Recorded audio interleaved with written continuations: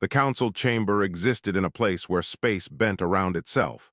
847 species sent their representatives here, to this massive sphere of crystalline walls that floated between star systems. Today, those walls hummed with tension. Ambassador Laura Davis stood in the center, a simple woman in a plain gray suit. Around her, the gallery rose in circles, each level holding creatures that defied imagination. Some breathed methane, others existed as energy patterns. A few were so ancient they remembered when galaxies were young. The Rygoth Dominion held the speaking platform. Commander Atrask towered there, his 6 chitinous limbs clicking against the floor. His compound eyes reflected 1,000 versions of the human ambassador below. When he spoke, his mandibles clacked with amusement. "The mammals request membership," Atrask announced. The translator converted his sounds into words everyone could understand. "They bring no speed, no natural armor, no venom or claws." He paused, letting laughter ripple through the chamber. "They cannot even survive in most atmospheres without artificial assistance." Davis waited. She had learned patience in the military before diplomacy. Her hands stayed relaxed at her sides. "Humanity evolved on a death world," she said when the laughter faded. Her voice carried clearly through the chamber's acoustic design. "We are slow, yes, weak in many ways, but we survived because we understood one simple truth." "And what truth is that?" Speaker Tommen asked. The Wandari elder had witnessed 400 years of galactic politics. Something in Davis's tone made his ancient eyes narrow. "We don't hunt with claws or fangs," Davis replied. "We hunt with time." More laughter erupted. Atrask's mandibles spread wide in the Rygoth equivalent of a grin. "Time? You think time is a weapon?" "Our ancestors tracked prey across endless plains," Davis continued. "We ran, the prey ran faster, it always did. But we kept running, hours passed. The prey stopped to rest. We kept running, it fled again, we followed. Eventually, the prey collapsed from exhaustion, not because we were stronger, because we never stopped." The laughter had quieted somewhat. Davis turned slowly, meeting the eyes of species who could see spectrums humans could never perceive. "Every predator in our world was faster, stronger, more dangerous. But they all had limits. They all eventually stopped. Humans kept going. We walked out of Africa and spread across our entire planet. We crossed oceans on rafts. We climbed mountains that killed others. We turned deserts and tundra into homes, not because we could, but because we refused to accept we couldn't."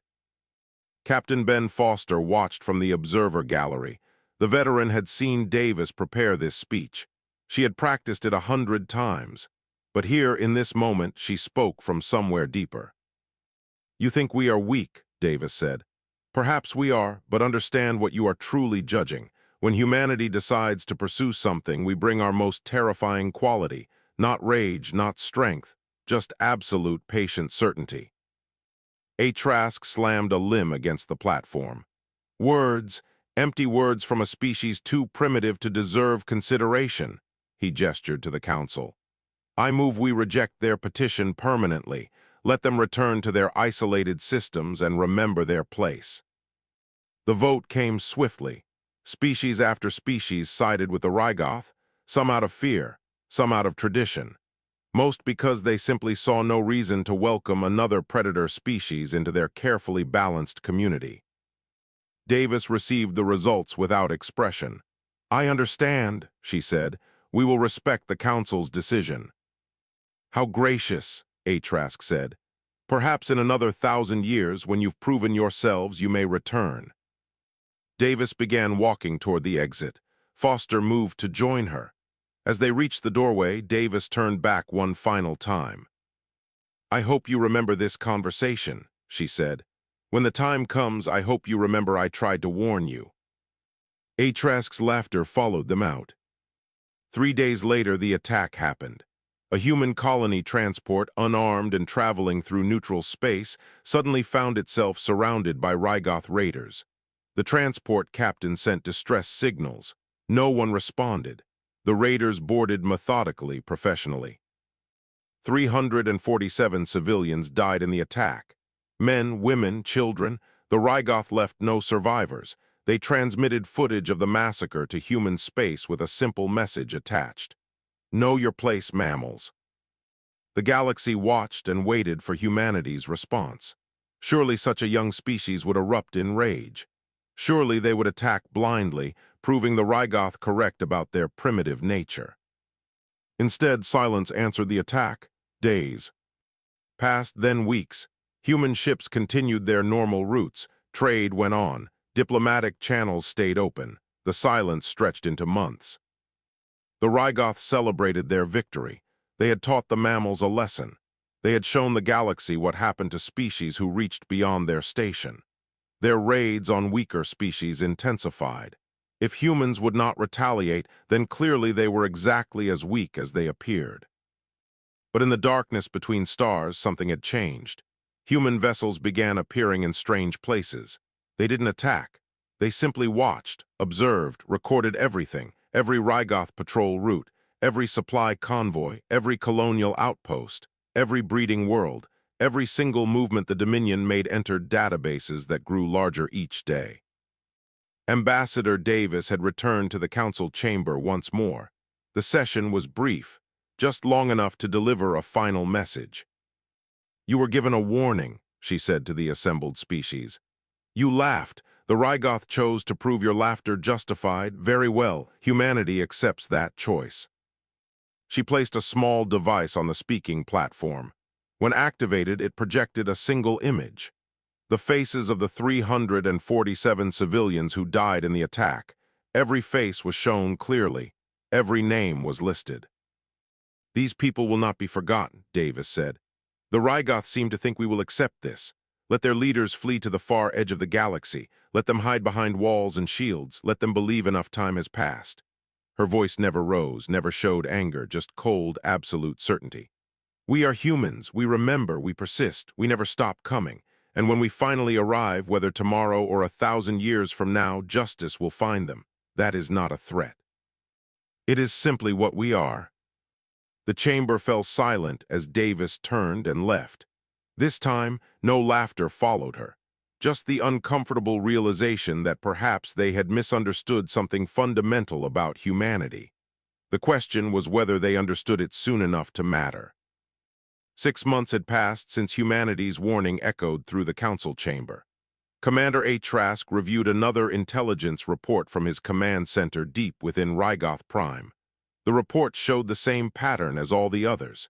Human vessels, civilian and otherwise, continuing their normal operations. No military buildups. No aggressive movements. No retaliation whatsoever. "Cowards," Trask muttered. His second officer, Vess, stood nearby reviewing tactical displays.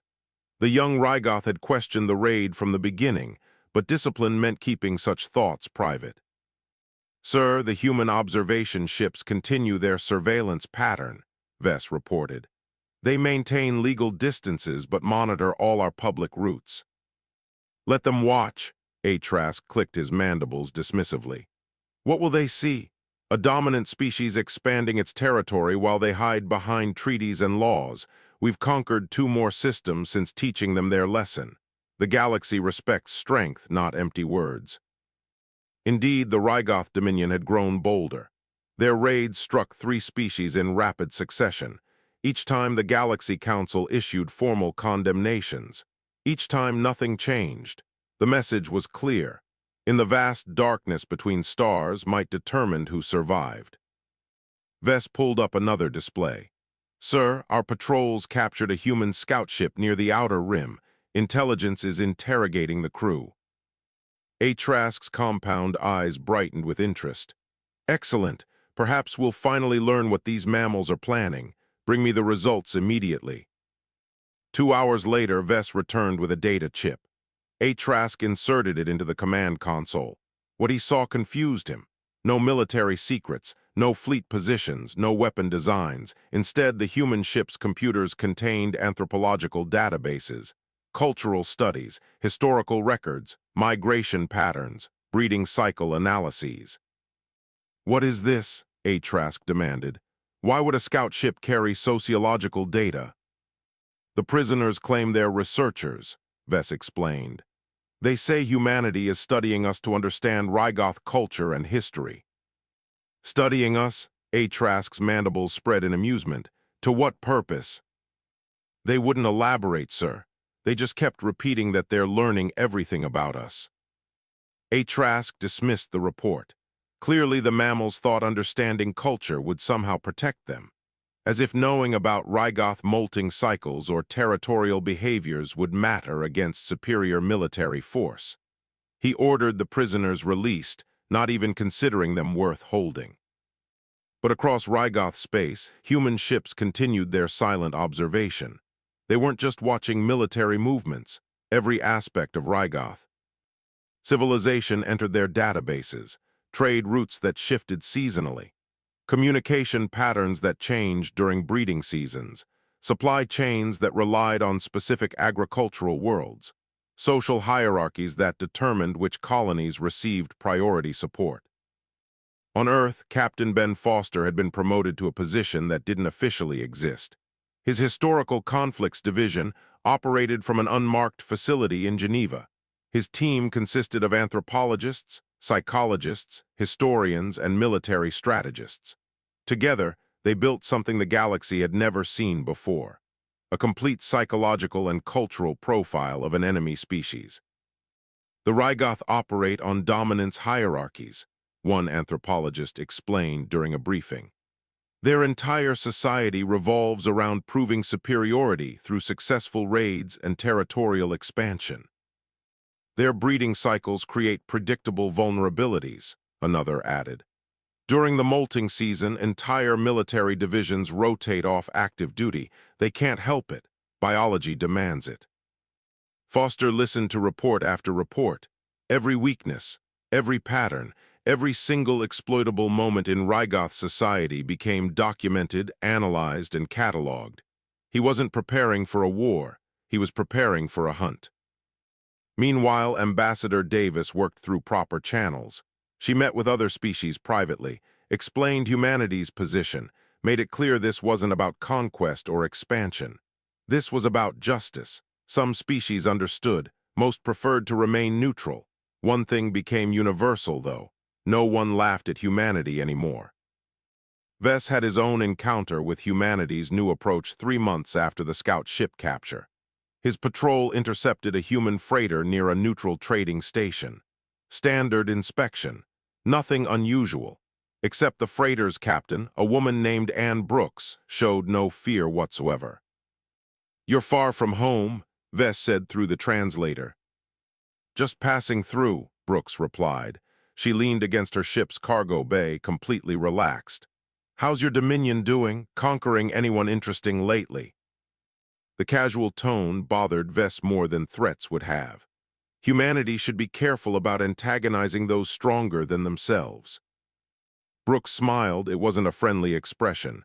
"Stronger, maybe, faster, definitely, but here's something you should think about, officer." She pulled out a personal data pad and showed him something. "See this? Complete maps of every Rygoth supply route in this sector, updated daily. We know where your ships go when they go there and how long they stay. We've been watching for 8 months now." "Surveillance means nothing without action," Vess said, but uncertainty crept into his tone. "You're right," Brooks agreed. "We're not ready yet, but we will be. And when we are, there won't be anywhere your people can hide. Not at the galaxy's edge, not in your deepest bunkers, not anywhere, because humans don't give up. Ever. Your commander killed civilians and thought that would scare us into submission." Her smile vanished. "He just gave us permission to be patient." The certainty in her voice haunted Vess long after the freighter departed. He filed no report about the conversation.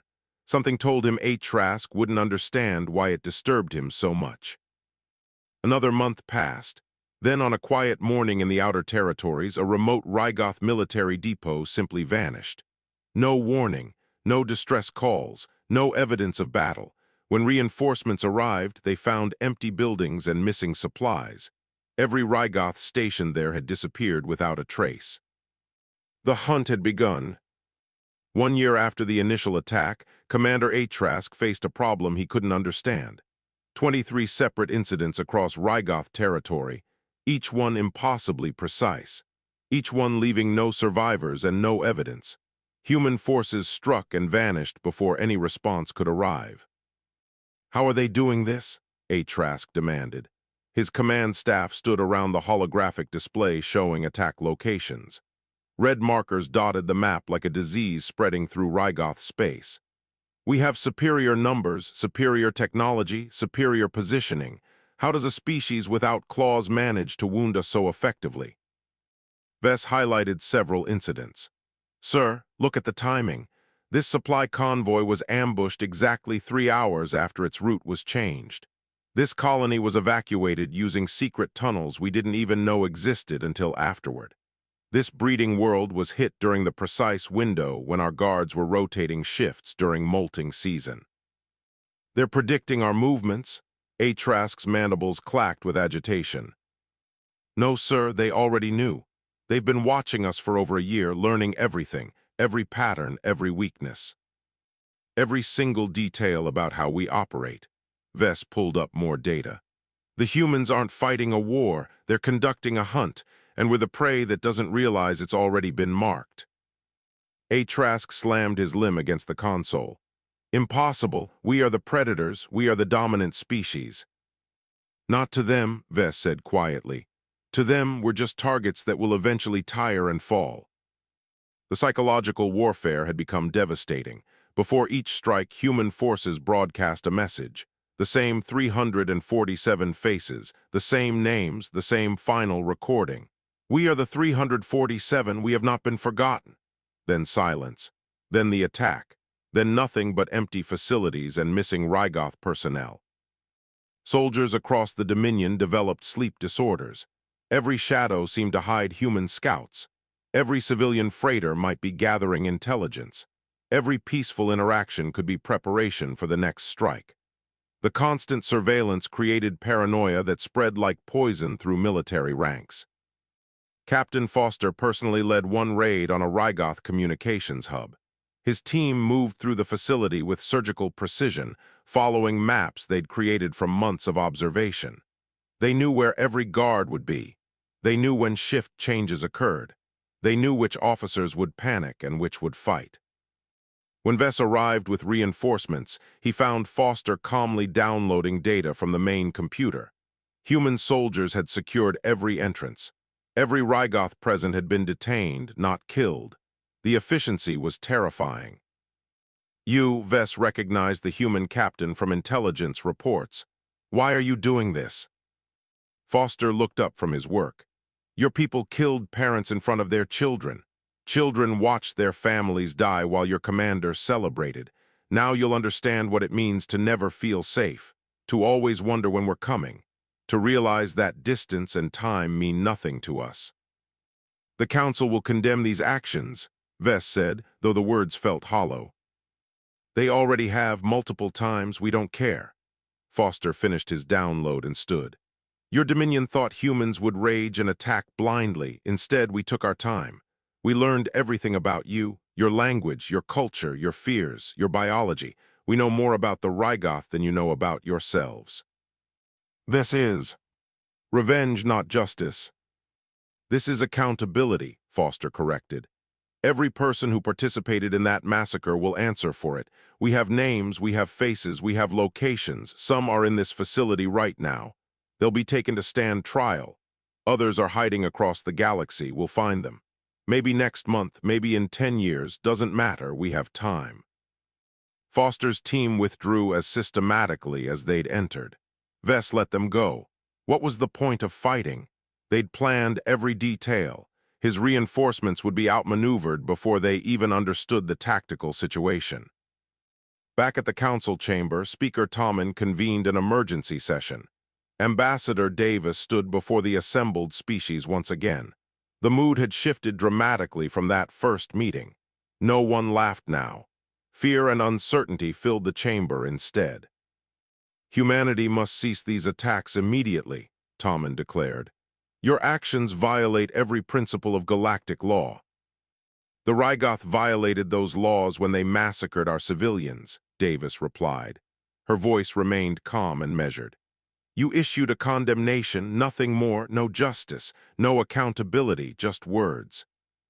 You cannot take the law into your own hands. Watch us. Davis pulled up the list of the 347 victims again. Every face you see here was someone's family, someone's child, someone's future. The Rygoth took that away and your council did nothing. So we'll do something. We'll continue until every person responsible is held accountable. And if it takes forever, Tommen challenged. Then it takes forever, Davis said simply. We are humans. We don't stop. We don't forget. We don't forgive without justice. The Rygoth can surrender the guilty parties for trial or will continue hunting them down one by one. Those are the only two options. A representative from the Kelter species spoke up. What's to stop you from hunting us if we somehow offend humanity? Don't massacre our civilians, Davis said. It's quite simple, really. Treat us fairly and we'll never give you reason to fear us. Wrong us and learn what it means to be hunted by a species that evolved chasing prey until it collapsed from exhaustion. The choice has always been yours. 2 years into the hunt, the Rygoth Dominion had lost 40% of its military capacity. Not through direct warfare, through exhaustion, through constant fear, through the realization that humans meant exactly what they'd said. They would never stop coming. Trask received a personal message on his private channel, just 5 words. We're coming for you personally. He immediately fled to his most secure bunker. The walls were closing in. 3 years of constant pressure had transformed Commander Trask from an arrogant conqueror into a terrified survivor. His bunker existed in a location known only to his most trusted officers. 6 layers of reinforced barriers protected the facility. 10,000 elite guards rotated in shifts that allowed no gaps in coverage. Automated defenses covered every approach. Still, Trask couldn't sleep. He watched surveillance feeds obsessively, searching for any sign of human infiltration. Every supply delivery underwent intensive scanning. Every guard was interrogated daily to ensure loyalty. Paranoia had become his constant companion, whispering that security meant nothing against an enemy with infinite patience. Sir, another convoy was intercepted, his aide reported. The humans took 16 more officers into custody. They're being transported to neutral space for trial.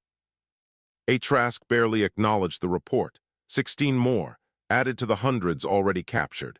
More than half of the original raiding party had been found, no matter where they fled. One officer had made it to the galaxy's edge, hiding on an uninhabited moon. Humans found him 3 months later. Another had changed his identity and joined a civilian transport crew. Humans identified him within weeks. The hunt demonstrated something terrifying about humanity. They weren't motivated by rage that would eventually burn out. They operated with cold, methodical certainty. Each capture was documented. Each prisoner was held for proper legal proceedings. Nothing was rushed. Nothing was forgotten. Justice moved at exactly the pace it needed to move, and humanity had proven they could maintain that pace indefinitely. Across the galaxy, other species watched with growing concern. If humans did this to the Rygoth, what would stop them from hunting anyone else who made similar mistakes? The question changed diplomatic calculations everywhere. Several aggressive species suddenly became very interested in peace treaties. Criminal organizations disbanded rather than risk attracting human attention. The Rygoth Empire itself was collapsing internally. Resources diverted to defense meant. Civilian worlds suffered shortages. Military positioning left trade routes vulnerable. Social hierarchy fractured as citizens questioned leadership that had brought such disaster upon them. Civil unrest grew daily. Some colonies discussed secession. Others demanded Trask surrender himself to end the nightmare. Several Rygoth generals approached Ambassador Davis privately, seeking terms for surrender. She received them in a neutral station, listening to their proposals. We can provide reparations, one general offered. Financial compensation for the families, public apology, demilitarization of aggressive fleets.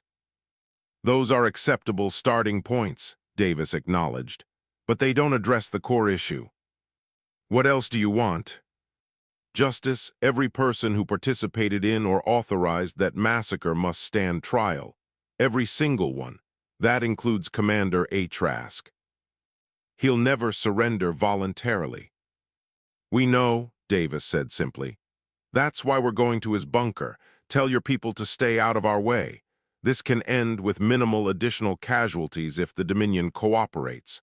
Otherwise, we'll continue the hunt for another 10 years if necessary. The generals left understanding that humanity offered mercy to some, but not to all. Those who killed civilians would answer for it. The timeline for that answer was negotiable. The fact of it wasn't. Vess had made a decision that would haunt him forever.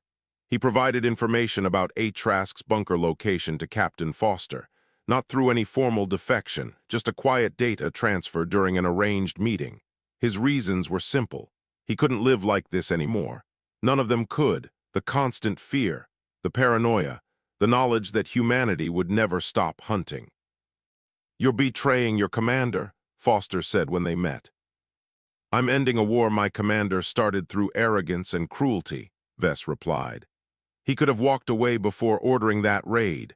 He chose not to. Now he pays the price. I just want it finished. Foster accepted the information but offered no comfort.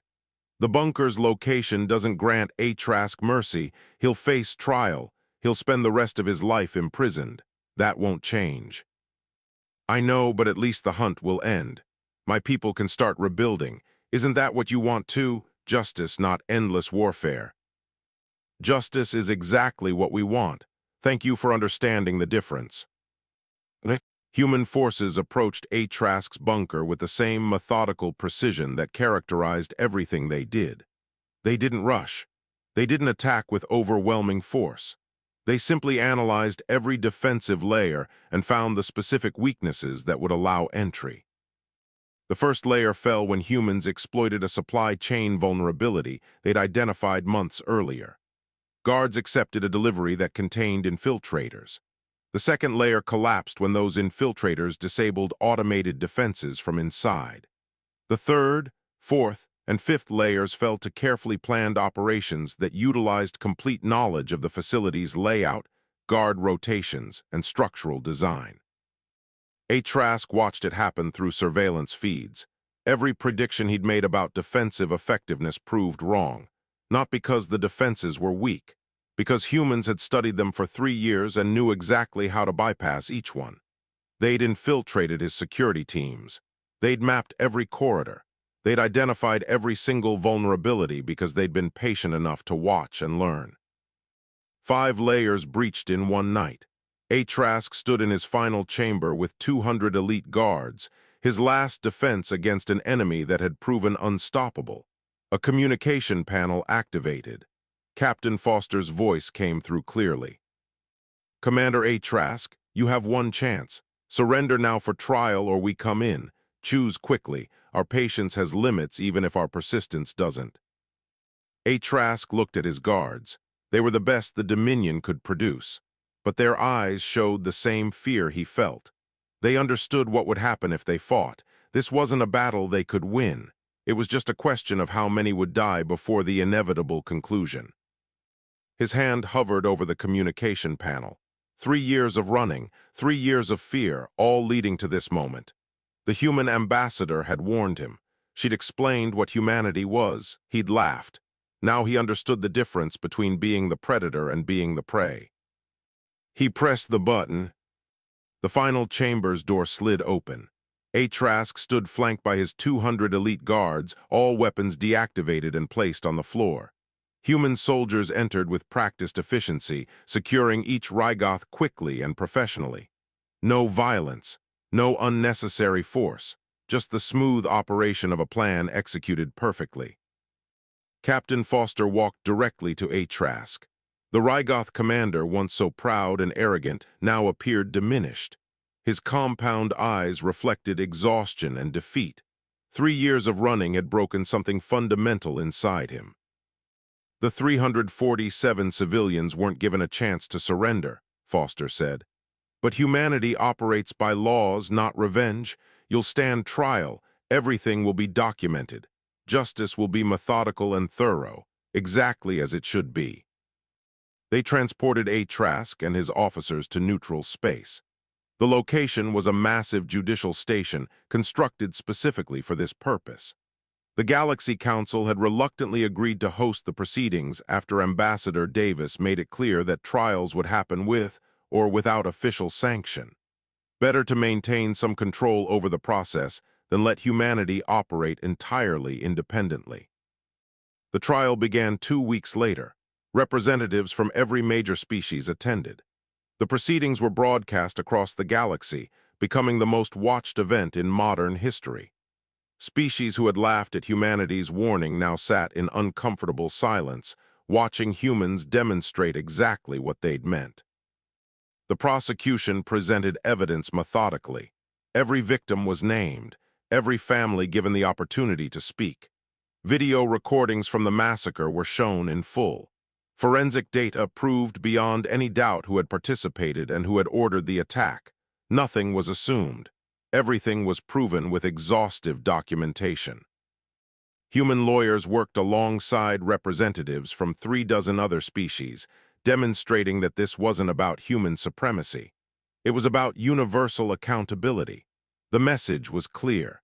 The galaxy could no longer allow powerful species to massacre weaker ones without consequences. Humanity had forced everyone to confront that truth. Ambassador Davis addressed the council during the proceedings. She stood before the same assembly that had rejected humanity 3 years earlier. The contrast between then and now couldn't be more stark. "We told you what we were," Davis said. "You didn't listen. You thought our warning was empty posturing from a species too weak to matter. You learned differently, but understand this. We don't seek domination. We don't want conquest. We want cooperation based on mutual respect and universal justice. What happened to the Rygoth was necessary because you left. Us no choice." She paused, letting her words sink in. "Humanity will join the galactic community eventually. When we do, we'll bring our values with us: persistence, accountability, justice that transcends time and distance. We would prefer to be your allies working together to build something better. But if you force us to be your hunters, we'll fill that role too. The choice has always been yours." Speaker Tommen, the Wandari elder who had witnessed centuries of galactic politics, stood to respond. His voice carried the weight of accumulated wisdom. "In my 400 years on this council, I've seen empires rise through military might. I've seen species dominate through technological superiority. I've seen civilizations conquer through sheer numbers, but I've never seen what humanity has shown us." He gestured to the trial proceedings. "They won through something simpler and more terrifying. They just didn't stop. They pursued justice with absolute certainty across light years and years, not with rage, not with hatred, with patient, methodical determination that refused to accept any other outcome. The galaxy has learned a lesson it desperately needed. Power isn't just about strength, it's about commitment." Vess testified during the trial. The young Rygoth officer had chosen redemption over loyalty, providing crucial information about A. Trask's orders and the planning behind the massacre. His testimony was devastating to the defense. Foster acknowledged Vess's cooperation, but offered no false comfort when they spoke afterward. "You can't undo what was done," Foster told him. "None of us can bring those 347 people back, but you chose to end the cycle rather than perpetuate it. That matters. Not enough to erase the past, but enough to maybe build something different in the future." And Brooks spoke for the victims' families. The freighter captain who had once warned Vess about humanity's nature now stood before the entire galaxy. Her daughter had been among the 347. The loss had transformed her into someone harder, colder, but also more determined to ensure such tragedies never happened again. "Commander A. Trask took 3 years of my life hunting him," Brooks said, looking directly at the defendant. "He took all of my daughter's life. She was 7 years old. She liked drawing pictures of alien worlds she wanted to visit someday. She'll never visit them. She'll never grow up. She'll never have children of her own. You took all of that from her for no reason except to prove your dominance." Her voice never wavered. 3 years wasn't enough time. 1,000 years wouldn't be enough. But the hunt had to end eventually, not because you deserve mercy, but because justice requires conclusion. So here we are. And now you'll spend the rest of your life remembering what you did and knowing that humanity didn't forget. The verdict came after 2 weeks of testimony. Guilty on all charges. Every officer who participated faced conviction. Trask received life imprisonment in human custody. Not death, because as the judge explained, death would end his suffering too quickly. He would live with the consequences of his choices for whatever remained of his natural lifespan. The Rygoth Empire accepted comprehensive terms: full financial reparations to victims' families, complete demilitarization of aggressive military fleets, formal public apology, ongoing monitoring to ensure compliance. The dominion that had once mocked humanity's weakness now existed under terms dictated by that same species. As guards led Trask away, he asked Foster one final question: "Would you really have hunted us forever?" Foster's response was simple and certain: "Try to escape and find out." The certainty in those words said everything about humanity. They had proven their nature to the galaxy. Now the question was whether anyone would be foolish enough to test it again. 6 months after the trial concluded, the Galaxy Council reconvened to vote on humanity's membership petition. The massive chamber felt different now. Where laughter and mockery once echoed, respectful silence filled the space. Ambassador Davis entered through the main corridor, walking the same path she'd taken 3 years earlier when the galaxy dismissed her warning.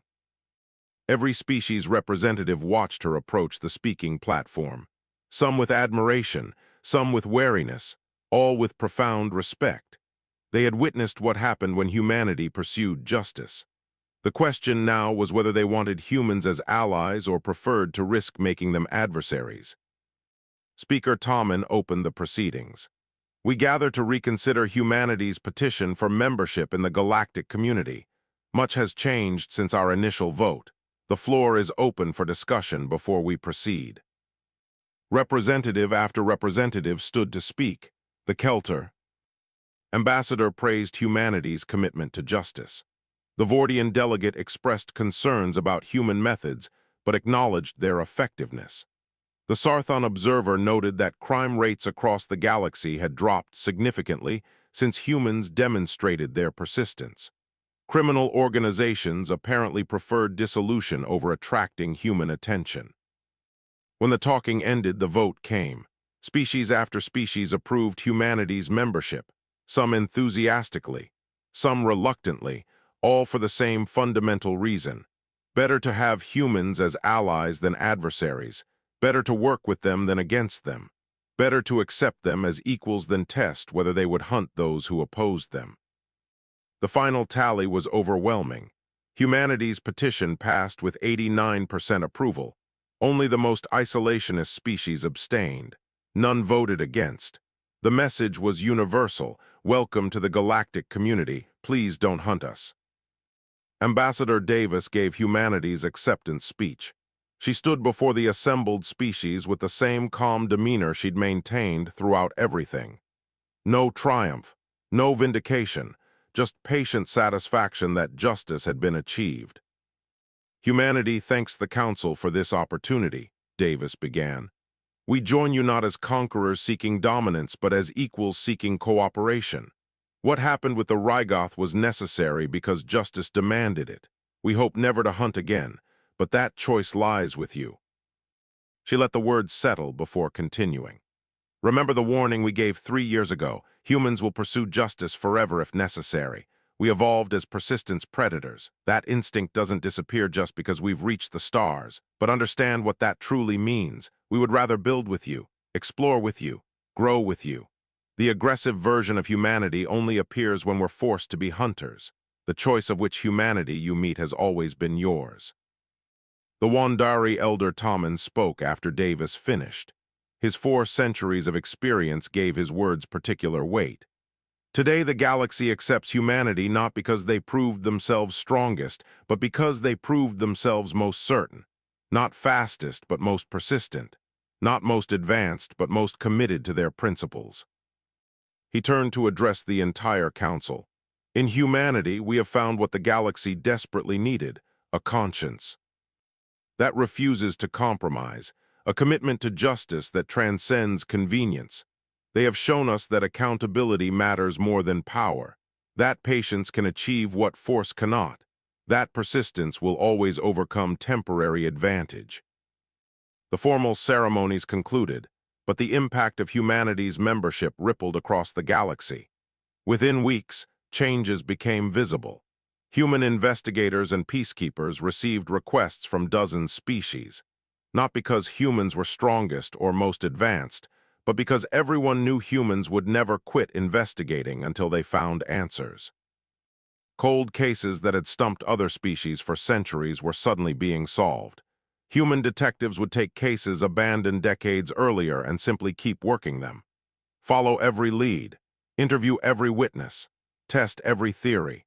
Eventually, through sheer persistence, they would find solutions that others had given up seeking.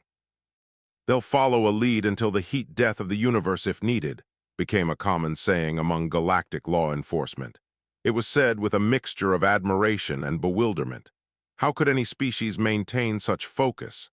The answer was always the same: because they were humans, because that's what they were. Captain Foster retired from active military service. He became an instructor at the new Galactic Justice Academy, teaching representatives from hundreds of species about human methods. His lessons focused on persistence hunting, marathon running, ocean crossing, all the ways humans had evolved to outlast rather than overpower. "We evolved chasing prey until it collapsed," he would tell his students. "That instinct shaped everything about us, our biology, our psychology, our culture. When humanity commits to something, we bring millions of years of evolutionary programming that says keep going, don't stop, never accept defeat. That's not something we chose, it's what we are." Ambassador Davis continued diplomatic work, becoming known across the galaxy simply as the patient one. Her presence in negotiations changed behavior. Species that might have considered aggressive positions suddenly became very interested in compromise. No one wanted to test whether their actions would transform Davis from diplomat to hunter. Anne Brooks returned to freight running, carrying a memorial to the 347 on every ship. Sometimes she passed Rygoth vessels in neutral space. They always gave her right of way, transmitting respectful acknowledgments. The Rygoth Empire, humbled by 3 years of hunting, had become one of humanity's most cooperative partners. They understood what others were still learning. Humans were fair but absolute. Push them and discover what persistence truly meant. The Rygoth developed a saying that spread across the galaxy: "Never make a human hunt you." It appeared in diplomatic manuals, military training materials, cultural exchange programs. Everyone needed to understand this fundamental truth about humanity. Vess found purpose working with human peacekeeping forces. He taught other species what he'd learned. Humans could be stopped, but only by not starting. Treat them fairly, and they'd be the best allies imaginable. Wrong them, and discover what it meant to be pursued by creatures who evolved running prey to exhaustion across endless plains. 20 years after the original incident, a minor species called the Drenth attacked a trade convoy in disputed space. They killed 8 humans and fled to the outer reaches, believing distance would protect them. They had apparently not learned the galaxy's most important lesson about humanity. The moment news of the attack reached Earth, human ships began moving. Not quickly, not with rage, just with that familiar, patient certainty that had become humanity's signature: methodical, systematic, unstoppable. Ambassador Davis, now gray-haired but still sharp, addressed the Drenth on open channels. Her message broadcast across the galaxy, reaching every species capable of receiving communications. "You have one chance," Davis said. Her voice carried the weight of 2 decades teaching the galaxy what humanity meant. "Surrender now, face justice. This ends quickly with minimal casualties, or run and learn what the Rygoth learned: that humans remember, that humans persist, that humans never stop coming. We are humanity. We have time, all the time you don't have." The message repeated on loop. A reminder, a warning, a promise, Across the galaxy, species watched to see what the Drenth would choose. Would they learn from the Rygoth example, or would they need their own 3-year education in human persistence? The answer came within hours. The Drenth leadership surrendered completely, turned over everyone involved, accepted all terms without negotiation. They had learned the lesson without needing to experience it. Personally, the galaxy had taught them well. That moment marked a turning point. From then on, when conflicts arose, species remembered the 347. They remembered Commander Atrask's 3-year nightmare. They remembered that humanity had proven their nature beyond any doubt. Not through empty threats, but through absolute demonstration that they meant exactly what they said. Justice became something the galaxy took seriously, not because of laws or councils or diplomatic pressure, because humanity had shown what happened when justice was denied. They would keep coming, forever if necessary, until every wrong was answered, until every victim was remembered, until accountability was achieved. And in that persistence, the galaxy found something it hadn't known it needed. Not a conqueror, not a tyrant, just a species absolutely committed to the principle that some things matter enough to never give up pursuing them. Justice was one of those things. The 347 civilians who died in that raid would never be forgotten. Neither would the lesson their deaths taught the galaxy. Humans don't hunt with claws or fangs. They hunt with time. And time, as the galaxy had learned, was the most powerful weapon of all.